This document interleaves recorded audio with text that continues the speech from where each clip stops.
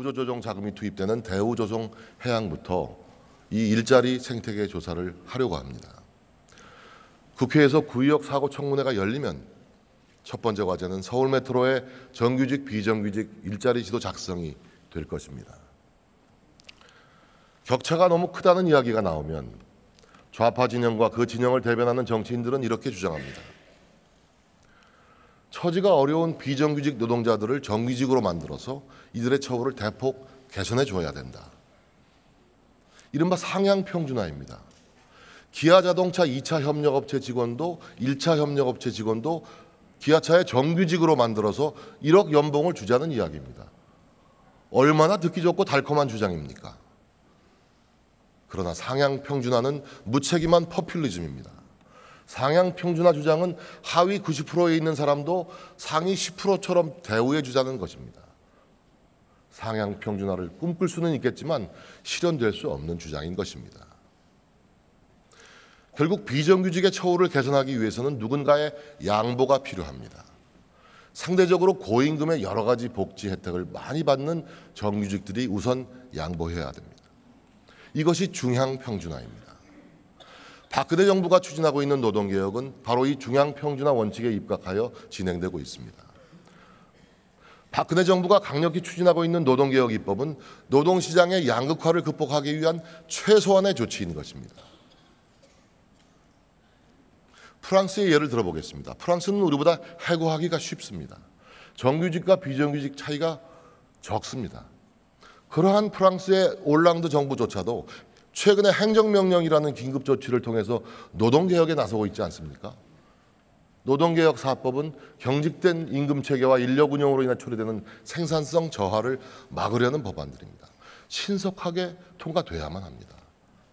이 자리를 빌어서 야당의 협조를 간곡하게 요청드리고 싶습니다. 한국 사회의 양극화 해소를 원한다면 주저할 이유가 없지 않겠습니까? 상층 노동자들이 자기들의 가진 기득권을 비정규직 노동자들에게 대폭 양보하는 것이 사회적 대타협의 핵심이 돼야 된다. 저는 이렇게 생각합니다. 노동개혁 4법을 저지하는 귀족노조와 정치권이 어떻게 사회적 대타협과 노동인권을 얘기할 수 있겠습니까? 박근혜 정부는 고령화 시대에 대비해서 정년을 2, 3년 연장했습니다. 이 혜택은 주로 대기업과 공기업의 정규직들이 받게 됩니다. 이런 혜택을 주는 대신에 성과연봉제와 임금 피크제를 실시하려고 했던 것입니다. 반발이 만만치 않습니다. 상대적으로 많이 가지신 분들이 자신들의 특권을 내려놓지 않고 권리만 주장하다 보면 우리 대한민국의 미래 더 어두울 수밖에 없는 것입니다. IMF와 OECD 보고서에서 나타났듯이 정규직 상층 노동자들에 대한 과보호가 새로운 일자리 창출과 경제 살리기에 장애가 되는 부분입니다. 경제 민주화는 자본의 양극화에 대한 해법입니다. 일부 대기업은 우리 경제 생태계를 파괴하는 외래어종 배스와 같은 역할을 합니다.